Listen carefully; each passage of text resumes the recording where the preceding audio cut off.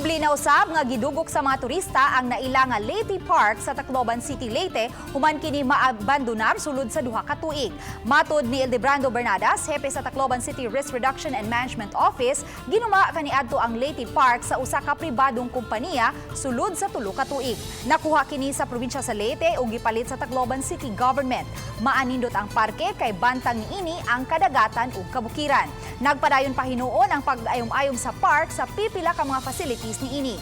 Plano karon sa dakbayan nga maggamit kini dungan sa kapistahan karong Hunyo. Idisenyo ang landscape sa Leyte Park nga dili maapektuhan nga kun aduna may bagyo nga moigo sa rehiyon. Ang dapit gibahaan dihang nasinati sa Tacloban ang storm surge sa bagyong Yolanda ni adtong 2013. Long before, it was considered as, fitness area, parang health fitness area. Doon nag-walking, nag-jogging, nagsusumba kasi overlooking the sea and overlooking downtown. So, pero binawalan namin for security reasons kasi wala nang maintenance, inabandon, baka may mangyari, may mahulugan ng debris. So at least ngayon, clear namin for public safety.